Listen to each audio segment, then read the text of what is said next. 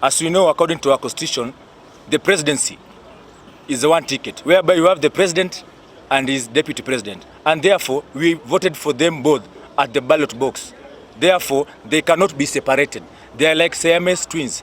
And if they are to go, then they must go all together.